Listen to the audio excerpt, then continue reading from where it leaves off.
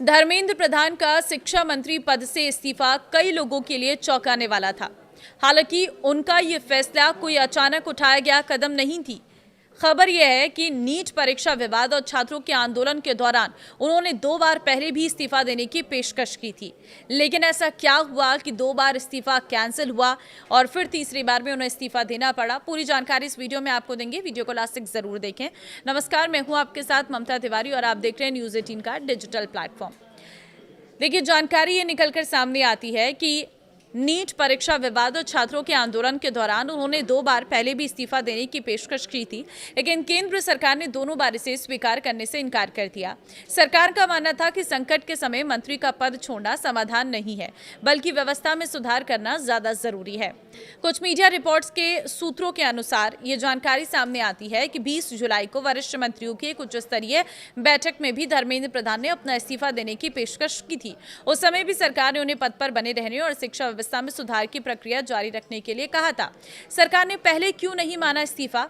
ये भी आपके मन में सवाल होगा। तो सरकार से जुड़े सूत्रों का कहना है कि शीर्ष नेतृत्व की सोच साफ थी कि किसी मंत्री का इस्तीफा देना सबसे आसान रास्ता होता है, लेकिन इससे समस्या खत्म नहीं होती। सरकार का जोर शिक्षा प्रणाली में सुधार, परीक्षा प्रक्रिया को मजबूत बनाने और भविष्य में ऐसी घटनाओं को रोकने पर था।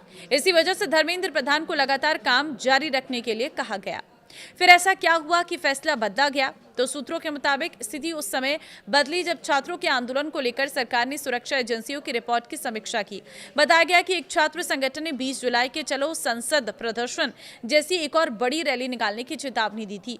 सरकार पहले से ही इस बात को लेकर चिंतित थी कि 20 जुलाई के दौरान प्रदर्शन के दौरान पुलिस कार्रवाई में कई छात्र घायल हुए थे। सुरक्षा एजेंसियों ने भी आशंका जताई कि आंदोलन का फायदा उठाकर कुछ असामाजिक और राष्ट्र विरोधी तत्व माहौल बिगाड़ने की कोशिश कर सकते हैं। सोशल मीडिया और सुरक्षा एजेंसियों की रिपोर्ट क्या थी? तो सूत्रों का दावा है कि डिजिटल निगरानी के दौरान 400 से अधिक सोशल मीडिया अकाउंट आंदोलन से जुड़ी गतिविधियों को तेजी से बढ़ावा देते पाए गए हैं। इनमें करीब 100 इंस्टाग्राम अकाउंट ऐसे बताए गए हैं जिन्हें पाकिस्तान से संचालित होने का संदेह है। प्रारंभिक जांच में यह भी सामने आया है कि इनमें से कुछ अकाउंट पहले भी भारत विरोधी दुष्प्रचार और भ्रामक सामग्री फैलाने के आरोप में निगरानी के दायरे में रहे थे। वहीं दिल्ली पुलिस की फेस रिकॉग्निशन प्रणाली के जरिए जंतर मंतर और उसके आसपास मौजूद करीब 400 ऐसे लोगों की पहचान किए जाने की भी जानकारी सामने आई है जिनके खिलाफ पहले से आपराधिक मामले दर्ज थे। सूत्रों के अनुसार इनमें कुछ लोगों के नाम 20 जुलाई की हिंसा और तोड़फोड़ की घटनाओं से भी जोड़ा गया है। राष्ट्रीय हित को प्राथमिकता देने का ये फैसला है। सूत्रों के अनुसार इन सभी पहलुओं पर विचार करने के बाद सरकार इस निष्कर्ष पर पहुंची कि कानून व्यवस्था बनाए रखना और आंदोलन को और अधिक भड़कने से रोकना प्राथमिकता है। इसी दौरान धर्मेंद्र प्रधान ने एक बार फिर इस्तीफा देने की पेशकश और इस बार सरकार ने इसे स्वीकार करने का फैसला लिया।